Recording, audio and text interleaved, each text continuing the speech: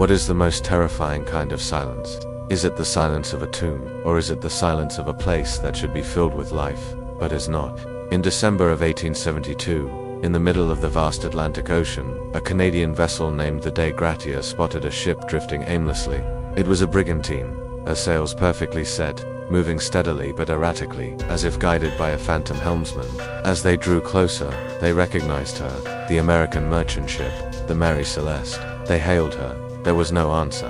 When the boarding party climbed onto her deck, they were met with a scene of profound and chilling stillness. The ship was in perfect, seaworthy condition. Her cargo of over 1,700 barrels of industrial alcohol was untouched. In the captain's cabin, his wife's sewing machine had a piece of clothing still resting under the needle, and a small vial of oil for the machine stood upright, despite the ocean's roll. There was 6 months' worth of food and fresh water on board. But the people, the entire crew of 10 souls, including the experienced Captain Benjamin Briggs, his wife Sarah, and their 2-year-old daughter Sophia, had vanished from the face of the earth. This is the true story of the Mary Celeste, the most famous and unsettling ghost ship in maritime history. It is a mystery that has endured for 150 years. A puzzle with no bodies, no signs of struggle, and no logical explanation. This is not just a story of a missing crew. It is a deep, psychological autopsy of a floating tomb and the terrifying, silent dread of an unsolvable mystery. Before she became a legend of the unexplained, the Mary Celeste was simply a ship, a 282-ton brigantine, a workhorse of the seas, with a reputation for being sturdy and reliable, though some sailors whispered she was an unlucky vessel. Her story begins not in dread, but in hope, in the bustling, optimistic world of New York Harbor in the autumn of 1872. Her captain was a 37-year-old man named Benjamin Spooner Briggs. By all accounts, Captain Briggs was the antithesis of the stereotypical hard-drinking sea captain of the era. He was a devout Christian, a teetotaler, and a highly respected, experienced mariner, known for his fairness and his calm, professional demeanor. This was to be a voyage of great promise for him. He had recently invested his life savings into purchasing a share of the Mary Celeste, and this journey was a chance to prove his worth as both a captain and a part owner. He was not traveling alone. In a testament to his confidence in the ship and the voyage, he brought along his family. His wife, Sarah Briggs, was also from a seafaring family and was no stranger to life at sea. And with them was their 2-year-old daughter, Sophia. The image of the captain's family on board paints a picture not of a dangerous expedition, but of a domestic, almost peaceful, journey. They even brought along a small pump organ, or melodeon, for entertainment during the long weeks at sea. Their crew was small but experienced. The first mate, Albert Richardson, was a close friend of the captain and was even considered for cookman. The rest of the crew were competent, mostly German sailors, all with good records and a reputation for being sober and reliable. There was no sign of internal conflict, no hint of a mutinous crew. On November 7, 1872, loaded with a cargo of 1,701 barrels of raw American alcohol destined for Genoa, Italy, the Mary Celeste set sail from New York City. The weather was fair, the crew was capable, and the captain was a respected man with his family by his side. The ship's log, kept meticulously by Captain Briggs in the early days of the voyage, speaks of a completely normal and uneventful journey across the Atlantic. The last entry in the ship's log was dated November 25th, 10 days before she was found. The entry is simple, routine, and gives no hint of any trouble. It simply notes the ship's position, just off the Azores Islands. The slate on which daily calculations were made showed a final calculation from that morning. All was well. This is the foundation of the mystery. There was no storm recorded. The ship was in excellent condition. The crew was professional. The captain was a man of impeccable character. Nothing in the history of the ship, the crew, or the voyage itself can explain what happened next. Sometime between the morning of November 25th and the afternoon of December 5th, in the calm, empty waters of the Atlantic, 10 human beings stood up from their daily tasks and simply walked away from their lives, leaving behind a perfectly good ship to sail on, a ghost ship, carrying its silent, terrifying secret into maritime history. For 10 days, the Mary Celeste sailed on, a ghost ship guided only by the wind and the currents of the Atlantic. Then, on the afternoon of December 5, 1872, another ship cut through the waves. She was the Dei Gratia, a Canadian brigantine, sailing from New York to Gibraltar. Her captain, David Morehouse, was a man who knew the sea, and he was also a personal friend of Benjamin Briggs. Through his spyglass, Captain Morehouse saw a sight that immediately set him on edge. He recognized the rigging of the Mary Celeste, a ship that had left New York a week before him, and should have already been well on its way to Italy. But she was not sailing with purpose. Her sails were up, but some were torn, and she was yawing erratically in the wind, her course unsteady. She was moving like a ship with no one at the helm. Morehouse hailed her. The call echoed across the water, swallowed by the immense silence of the ocean. There was no reply. He hailed her again. Nothing. A cold dread began to creep into the hearts of the crew of the De Grazia. An empty ship on the open ocean is one of the most terrifying omens a sailor can encounter. Morehouse ordered his first mate, Oliver DeVoe, to take a small boat and board the vessel. As DeVoe and his men climbed onto the deck of the Mary Celeste, they were met not with chaos, but with an eerie, profound stillness. The ship was wet, water sloshing in the holds and between the decks. But she was perfectly seaworthy, not taking on any more water than would be normal for a ship of her size. The sails were in a state of some disarray, but there was no sign of a catastrophic storm or a rogue wave having swept the deck. The ship was intact, but it was completely, utterly empty. The search began. As they moved through the silent vessel, the mystery only deepened. The cargo hold was the first and most logical place to check. They lifted the hatches. Below, the 1,701 barrels of industrial alcohol were all present and accounted for. Crucially, they were all sealed and undamaged. Robbery by pirates was immediately ruled out. The cargo, worth a small fortune, was untouched. They moved to the crew's quarters. Here too, everything was in its place. The sailors' sea chests were in their bunks, their oilskin coats and pipes still stored, waiting for their owners to return. There were no signs of violence, no bloodstains, no indication of a mutiny or a struggle. It was as if the crew had simply evaporated. But it was in the captain's cabin that the most unsettling and human clues were found. Captain Briggs' logbook was on his table, its final entry from 10 days prior, giving no hint of any trouble. His wife Sarah's sewing machine sat nearby, a small piece of her daughter's clothing still resting under the needle. A project paused mid-stitch. A small vial of oil for the machine stood upright on the table, a testament to the calm seas the ship had been sailing through. In the corner, the small melodeon, the pump organ they had brought for entertainment, was safely stowed. These were the ghosts of a normal, domestic life, a life that had been interrupted with terrifying suddenness. And yet, amidst this scene of eerie normalcy, there were a few, deeply strange anomalies. The ship's only lifeboat was missing. This suggested that the crew had, for some reason, deliberately abandoned their ship. But why would 10 experienced sailors, including a captain and his family, abandon a perfectly sound vessel to take their chances in a small, open boat in the middle of the Atlantic? It was a suicidal decision that defied all logic. Furthermore, the ship's navigational instruments, the sextant and chronometer, were also missing. But the captain's logbook, the most important document on the ship, had been left behind. This was another contradiction. A captain abandoning his ship would take his logbook above all else. The final perplexing clue was found in the hold. While the cargo was intact, one of the ship's pumps had been disassembled, its pieces laid out neatly on the deck, as if someone had been in the middle of repairing it. Was this a sign of a mechanical problem? Or was it just another inexplicable detail in a puzzle that was becoming more and more impossible to solve? First Mate DeVoe returned to his own ship, his face pale. He reported his findings to Captain Morehouse. They were faced with a floating tomb, a ship full of cargo, full of personal belongings, full of food and water, but completely empty of life. The story of the Mary Celeste was no longer about a voyage. It was now about a disappearance. A silent, baffling mystery that had left behind only a collection of haunting, contradictory clues. Captain Morehouse of the De Grazia was now faced with an incredible and dangerous dilemma.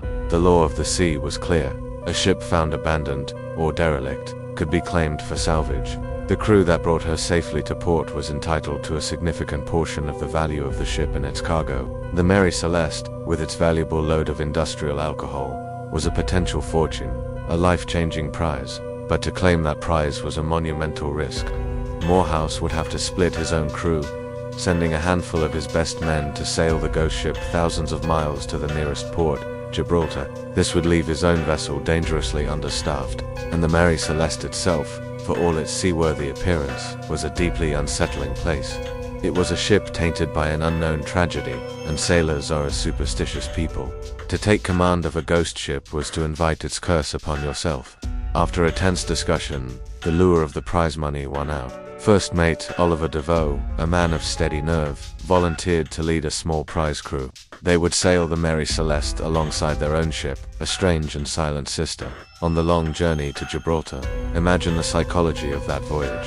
For the next 2 weeks, DeVoe and his men lived inside the mystery. They slept in the bunks of the vanished sailors. They ate the food left in the ship's pantry. They walked the same decks where Captain Briggs and his family had disappeared. Every creak of the ship's timbers, every snap of the sails in the wind, must have felt like a whisper from the ghosts of the missing crew. The profound, eerie silence of the ship was a constant, unnerving companion. They were sailing a floating tomb, and they were acutely aware that whatever force had claimed the original crew could, perhaps, return for them. When the two ships finally arrived in Gibraltar, the mystery of the Mary Celeste did not find a solution. It found a new and more hostile audience, a court of law. The initial reaction from the authorities was not one of bafflement, but of deep suspicion. The Vice Admiralty Court, led by a stern and unimaginative official named Frederick Laflatte, simply could not accept the story of a perfectly abandoned ship.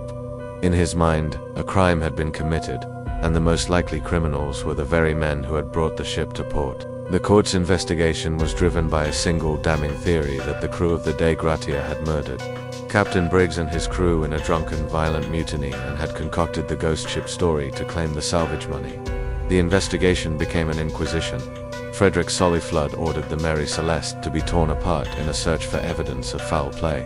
Men with chisels and axes stripped away deckboards, searching for hidden bloodstains. A sword found in Captain Briggs' cabin was sent for testing, and though a reddish stain was found on the blade, it was later determined not to be blood. The cargo of alcohol was scrutinized. The court theorized that the crew of the Mary Celeste had broken into the barrels, gotten drunk, and murdered the captain in a mutinous rage. But the cargo was found to be industrial alcohol, undrinkable and poisonous. Furthermore, all 1,701 barrels were accounted for and sealed, save for 9 that were found empty. This was later attributed to normal leakage from the porous oak barrels, a common occurrence on long voyages. The investigation, which lasted for over 3 months, found absolutely no evidence of a crime. There were no signs of a struggle, no bloodstains, no motive for the crew of the Dei Gratia to commit such a heinous act. But Frederick Soliflood was a man who could not accept a mystery. He remained convinced of their guilt. In the end, the court was forced to release the Mary Celeste and her cargo, but in a final, insulting judgment, they awarded the crew of the Dei Gratia only a fraction of the salvage money they were owed. It was a paltry sum, barely enough to cover their expenses. Their reward for their honesty and their dangerous voyage was to be forever tainted by a suspicion that they could never fully escape. The legal system, like the sea, had failed to provide any answers. The mystery had been officially preserved, and the stage was now set for the story to escape the confines of the courtroom and explode into the public imagination. The Vice Admiralty Court in Gibraltar, in its failure to provide a rational explanation for the events on the Mary Celeste, inadvertently created a legend. The official verdict, which hinted at foul play but provided no proof, was a vacuum, and the human imagination, particularly the Victorian imagination with its love for gothic horror and high adventure, abhors a vacuum. The story of the Mary Celeste was no longer a legal file. It had become a blank canvas onto which the public could project its wildest and most terrifying theories. The first and most obvious category of explanation was human conflict. In the rough and often brutal world of 19th century sailing, violence was a common occurrence. The most popular theory in this vein was simple mutiny. The narrative was an easy one to imagine. The German crew, fueled by the ship's cargo of alcohol, had risen up against their captain, murdered him and his family in a drunken rage, and then fled in the lifeboat, only to be lost at sea themselves. It was a clean, simple, and satisfyingly grim explanation. But when we conduct our psychological autopsy on this theory, it immediately falls apart. The evidence on the ship directly contradicts it. Firstly, the cargo was not drinkable rum or whiskey. It was raw, industrial-grade alcohol, a poison that would have rendered the crew violently ill or dead, not drunk. Secondly, and more importantly, the ship was a scene of peace, not violence. There were no signs of a struggle, no overturned furniture, no bloodstains, no weapons left behind. A violent mutiny that was so clean it left no physical trace is almost impossible to conceive of. Finally, there was the character of Captain Briggs himself. He was known as a fair and respected leader, A sudden, violent mutiny against such a man seems psychologically improbable. If not mutiny from within, what about an attack from without? This leads to the second major theory: piracy. The waters around the Azores, while not the Caribbean, were still home to pirates and privateers. The theory suggests that pirates boarded the Mary Celeste, murdered the crew, but were then perhaps startled by the approach of the De Gratia, and fled before they could loot the valuable cargo. But this theory, too, crumbles under the weight of the evidence. The primary motive for piracy is profit. The cargo of alcohol was worth a fortune. The crew's and captain's personal belongings, including money and valuables, were left untouched. It is simply unbelievable that any pirate, no matter how rushed, would go to the trouble of murdering 10 people and then leave behind every single item of value. Furthermore, like the mutiny theory, this explanation cannot account for the complete lack of any signs of a struggle. The pirates of the 19th century were not ghosts. They were violent men who would have left behind a scene of chaos and bloodshed. The simple, human explanations, the ones that rely on the familiar motives of greed and violence, do not fit the strange, silent, and contradictory puzzle of the Mary Celeste. The evidence on the ship does not point to a human hand. It points to something stranger, a force that could make 10 experienced people abandon a perfectly sound ship in the middle of a calm sea. To find a plausible answer, we must leave the realm of conventional crime and venture into a world of bizarre natural phenomena and scientific speculation. The legend was just getting started. If the crew of the Mary Celeste were not driven from their ship by the hands of other men, then perhaps they were driven out by the very cargo that lay beneath their feet.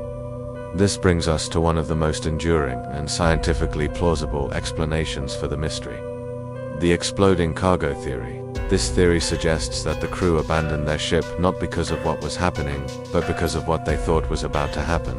To understand this, we must first understand the ship's cargo: 1,701 barrels of raw, industrial-grade denatured alcohol. This was not a stable, inert substance. It was a highly volatile chemical, capable of producing a large amount of flammable vapor. The ship had sailed from the cool autumn of New York Harbor, and was now in the warmer, sun-drenched waters off the Azores. As the temperature in the cargo hold rose, the alcohol would have begun to expand and release this explosive vapor. The evidence for this lies in the 9 empty barrels. While the court in Gibraltar dismissed this as normal leakage, modern analysis suggests another possibility. The barrels were made of red oak, which is far more porous than the white oak typically used for shipping liquids. It is highly likely that a significant amount of vapor seeped out of these barrels, slowly filling the unventilated cargo hold with a highly combustible mixture of air and alcohol fumes. Now, let us perform a psychological autopsy on Captain Benjamin Briggs. He was a cautious and responsible man. Imagine him, or his first mate, opening the hatch to the cargo hold and being met with a wave of overpowering alcohol fumes. The pressure in the hold might have been so intense that it made a loud hissing sound. In the mind of a 19th century sailor, with a limited understanding of chemical physics, this would be a terrifying discovery. They would have believed they were standing on top of a floating bomb, an imminent and catastrophic explosion just moments away. This is where the theory becomes truly elegant. In 2006, a team of scientists at University College London, led by Dr. Andrea Sella, conducted a practical experiment to test this idea. They built a scale replica of the Mary Celeste's cargo hold, filled it with butane gas to simulate the alcohol vapor, and ignited it. The result was not a massive, ship-destroying explosion. Instead, it was a pressure wave explosion, a single, powerful oomph that created a wave of heat and force, followed immediately by a rapid cooling. The blast was powerful enough to blow the heavy cargo hatch off its hinges, but it was not hot enough to scorch or burn the surrounding wood. This experiment provides a stunningly plausible explanation for the events of that day. Imagine the crew, terrified by the buildup of fumes, opens the hatch. A spark, perhaps from the friction of metal tools, ignites the vapor. A massive, terrifying pressure wave erupts from the hold, a burst of invisible force and heat. It is not an explosion that destroys the ship, but it is certainly an event that would convince everyone on board that a much larger ship-sinking explosion was seconds away. In this moment of pure, justifiable terror, Captain Briggs makes a logical, if ultimately fatal, decision. He orders the immediate and temporary evacuation of the ship. He gathers his wife, his daughter, and the entire crew. They lower the lifeboat into the calm sea, but they do not intend to abandon their vessel completely. They likely attach a long tow line to the Mary Celeste, intending to wait at a safe distance for the ship to either explode or for the dangerous fumes to dissipate. They would have taken with them the most essential items for this short wait: the navigational instruments, to keep track of their position, and a small amount of food and water. This single, terrifying event elegantly explains almost everything. It explains the missing lifeboat. It explains the missing navigational instruments. It explains the lack of any signs of violence or struggle. And it even explains the disassembled pump, as the crew may have been trying to deal with the leakage before the pressure wave forced them to flee. But then, a final, tragic twist of fate. Perhaps the tow line, their only connection to their ship, snapped. Or perhaps a sudden gust of wind caught the sails of the Mary Celeste, which were still set, causing her to sail away from the small, helpless lifeboat faster than they could row. The 10 souls of the Mary Celeste were left behind, adrift in the vast, empty Atlantic, watching their perfectly sound ship, their only hope of survival, sail away over the horizon. They were not victims of a monster or a mutiny, but of a tragic, unforeseen chemical reaction and one final, cruel stroke of bad luck. This theory is clean, scientific, and deeply compelling, and yet, it still fails to explain one final, haunting detail. Why was the captain's logbook, the single most important document to a mariner, left behind? The theory of a contained, chemical explosion is elegant in its logic, but many have argued that it is too complex, too reliant on a perfect chain of coincidences. They believe the answer to the Mary Celeste's fate is far simpler, more primal, and more violent. They believe the crew was not tricked into abandoning their ship. They were driven from it by a sudden, overwhelming, and terrifying act of nature. Let us enter the realm of the maritime nightmare. The first and most obvious suspect in this category is a rogue wave. A rogue wave is not a tsunami. It is a single, colossal wall of water that can form suddenly in the open ocean, sometimes reaching heights of over 100 feet, capable of swallowing a ship whole. It is a rare, but documented, phenomenon. Imagine the Mary Celeste, sailing on relatively calm seas. Suddenly, without warning, this monstrous wave appears on the horizon, a moving mountain of water. The crew has only moments to react. The wave crashes over the ship, sweeping the deck clean. This could explain the torn sails and the large amount of water found in the ship's holds. Perhaps the lifeboat was torn from its moorings by the force of the wave, or in the chaos and terror of the immediate aftermath. With the ship groaning and taking on water, Captain Briggs made the split-second decision to abandon ship, believing she was sinking. This theory provides a powerful and dramatic explanation for a hasty evacuation. But when we conduct our psychological autopsy, the evidence doesn't quite fit. A wave of that magnitude would almost certainly have caused catastrophic structural damage. It would have snapped the masts, smashed the cabins, and washed away everything on deck. Yet the Mary Celeste was found with her structure intact. And most damningly, how could a small vial of sewing machine oil remain standing upright on the captain's table after being hit by a 100-foot wall of water? The rogue wave theory explains the panic, but it does not fit the strange, eerie peacefulness of the crime scene. This leads us to another, more localized, natural terror: a waterspout. A waterspout is a tornado that forms over water, a swirling vortex of wind and sea spray. An encounter with such a phenomenon would be a terrifying experience. The violent winds could easily account for the torn sails and could have drenched the ship in water. The crew, fearing the ship would be torn apart or capsized by the funnel cloud, might have launched the lifeboat in a desperate attempt to escape its path. This theory is compelling. It provides a source of extreme localized terror without necessarily causing fatal damage to the ship's hull, but again, it struggles to explain the details. The ship's logbook made no mention of severe weather. The items in the captain's cabin were not thrown about, as one would expect in a violent storm. The waterspout theory, like the rogue wave, explains the why, but not the how. This brings us to our final, and perhaps most terrifying, natural possibility. An earthquake on the ocean floor can create a sudden, violent jolt, shaking a ship as if it has run aground. For the crew of a wooden vessel, the sound and sensation would be horrifying: the groaning of timbers, the shuddering of the masts. Captain Briggs might have believed that his ship had struck an uncharted reef and was about to break apart. This could explain an immediate, panicked abandonment. A seaquake could have also dislodged the cargo barrels. causing the release of the alcohol fumes and combining this theory with the floating bomb scenario. And yet seaquakes in that part of the Atlantic are exceedingly rare, and this theory still requires us to believe that an experienced captain like Benjamin Briggs would abandon a perfectly sound ship without making a single entry in his logbook about the event. The fury of the sea provides a cast of powerful, monstrous suspects. A rogue wave, a waterspout, a seaquake. Any of these could have induced the level of terror needed to explain the crew's flight, but they all fail to account for the strange, delicate contradictions found on board. The evidence does not point to a scene of violent, natural chaos. It points to a scene of quiet, orderly, and utterly inexplicable abandonment. To find an answer that fits all the facts, we may have to leave the world of nature and human conflict entirely and venture into the realm of high strangeness. When logic and science fail to fully illuminate a mystery, the human mind often turns to the unexplained, to the specters that have haunted the imaginations of sailors for centuries. The sea, vast and unknowable, has always been a breeding ground for superstition and tales of the uncanny. Could the fate of the Mary Celeste be attributed not to natural forces or human actions, but to something far more spectral?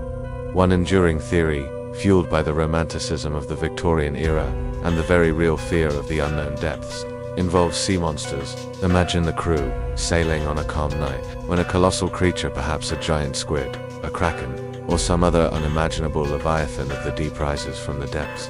The sheer terror of such a sight could have driven the crew to abandon ship in a blind panic, taking to the small lifeboat in a desperate attempt to escape the monster's grasp. This theory certainly accounts for the lack of a struggle on board. No human could fight such a creature, and the swift, unexplained departure would make sense in the face of such overwhelming dread. However, the physical evidence on the ship makes this explanation difficult to accept. A creature large enough to terrify 10 experienced sailors into abandoning a seaworthy vessel would likely have left some trace of its passage damage to the hull, massive amounts of seawater on deck, or perhaps even some bizarre, unidentifiable residue. The Mary Celeste, while wet, showed no signs of a violent encounter with a creature of that scale. Another theory ventures into the realm of the truly supernatural, ghosts or other malevolent entities. The Mary Celeste had a somewhat checkered past, with at least one previous captain dying on board. Superstitious sailors might have believed the ship was cursed.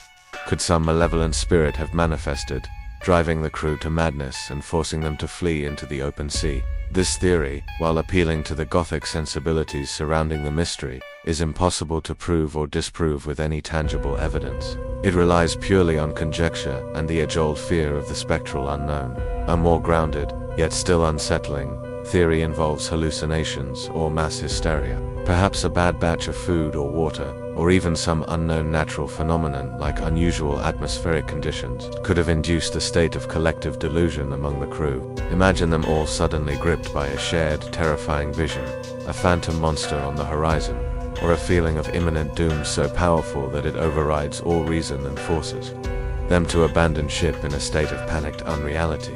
While this theory could explain the lack of logical decision-making, it struggles to account for the orderly nature of the abandonment, the lowering of the lifeboat, and the taking of navigational instruments.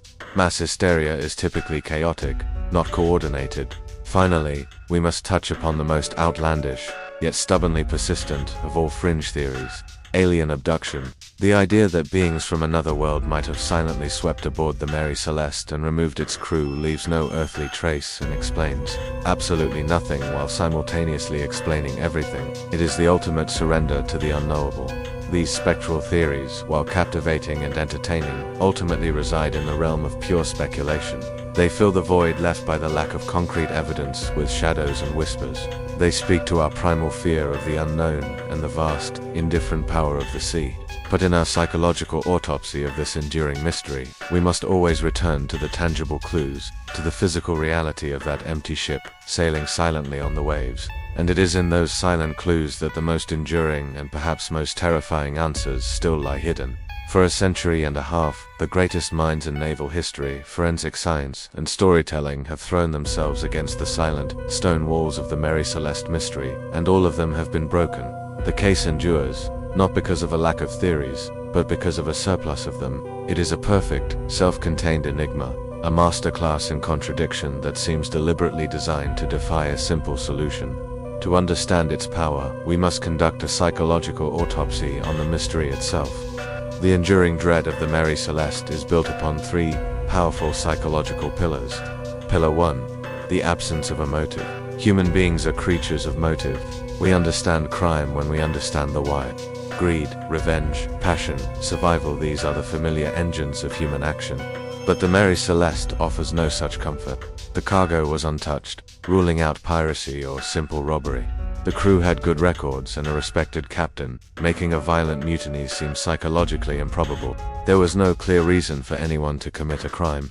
This lack of a why is deeply unsettling. It leaves us with a crime that feels not just human, but almost elemental, an act of violence or disappearance without a human cause. Pillar 2. The contradiction of order and chaos. The scene on the ship is a masterpiece of cognitive dissonance. It is a portrait of two completely incompatible realities existing in the same space. On one hand, there is evidence of a sudden, panicked abandonment, the missing lifeboat, the torn sails, the 9 empty barrels suggesting a potential chemical event. This points to a moment of pure primal chaos. But on the other hand, there is evidence of profound, eerie order. The untouched personal belongings, the captain's log left behind but his navigational tools taken, the sewing oil standing upright, the pump neatly disassembled, not smashed. This points to a calm, deliberate, and organized departure. How can both be true? How can a moment be simultaneously one of frantic life or death panic and one of calm, methodical procedure? The human mind struggles to reconcile these two opposing narratives. This central contradiction is the engine of the mystery. It is a puzzle that seems to have no possible solution, and our brains are hardwired to obsess over such unsolvable problems. Pillar 3. The human heart of the story. And finally, the mystery endures because it is not an abstract puzzle. At its heart, it is a human tragedy. It is the story of Captain Benjamin Briggs, a good man on a voyage of hope. It is the story of his wife Sarah, whose sewing project was paused mid-stitch.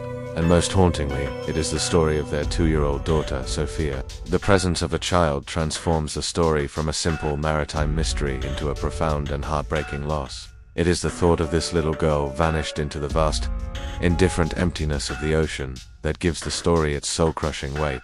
We are not just trying to solve a puzzle of a ship, we are trying to find a ghost, the ghost of a lost family. The Mary Celeste is more than a cold case. It has become a modern myth. It is the ultimate ghost story, not because it is filled with supernatural spirits, but because it is filled with a profound and terrifying human absence. It is a story about how a family, a crew, an entire small society, can sail away on a calm sea and simply ... cease to be. The ship itself is the only witness, and it has kept its silence for 150 years. The Mary Celeste was eventually sailed to Genoa, her cargo was delivered, and she was sold. She lived an ignominious life after her famous disappearance, passing from owner to owner, a vessel permanently tainted by tragedy and bad luck. Her final captain deliberately and unsuccessfully tried to wreck her on a reef for insurance money. A final, pathetic chapter in her sad history. But the ship's physical end does not matter, because the real Mary Celeste was never just a collection of wood and sails. It became an idea, a myth, a timeless symbol of the unsolvable. The story of the Mary Celeste is not just a historical cold case. It is a profound psychological parable. It is a perfect anatomy of a very specific kind of dread, the terror of a question that has no answer. In our modern world, we are addicted to information. We believe that with enough data, enough science, enough investigation, every puzzle can be solved. The Mary Celeste is a chilling and enduring reminder that this is not true. It is a testament to the fact that sometimes there are voids in the universe of knowledge that can never be filled. This is why the story still haunts us. It is a ghost ship that sails not on the Atlantic Ocean, but on the vast, uncharted seas of our own minds. It represents the moments in our own lives when we are confronted with a profound and terrifying why that has no because. We see its echo when we face a sudden, senseless loss. We feel its presence when we grapple with a complex problem that seems to have no logical solution. The Mary Celeste is a symbol of every unanswered question that keeps us awake in the dead of night.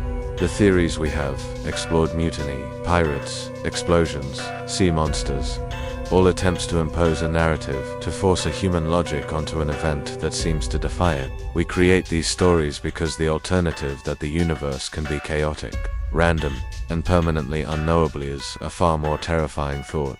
And so, the legacy of the Mary Celeste is not a solution, but a question. It is a story that doesn't end with a period, but with a permanent, haunting ellipsis. It is a timeless piece of sea glass, worn smooth by the relentless tides of speculation, reflecting back at us our own deep, human need for answers, and the profound, unsettling dread we feel when we are met with nothing but silence. Now, the investigation is passed to you. After dissecting the evidence, from the untouched cargo to the missing lifeboat, what do you believe happened to the 10 souls of the Mary Celeste? Was it a crime of human hands, a freak of nature, or something else entirely? Leave your definitive theory in the comments below. Let's continue the 150-year-old search for an answer together, because the story of the Mary Celeste teaches us one final lesson. The most enduring mysteries are not the ones we solve, but the ones that force us to question everything we think we know.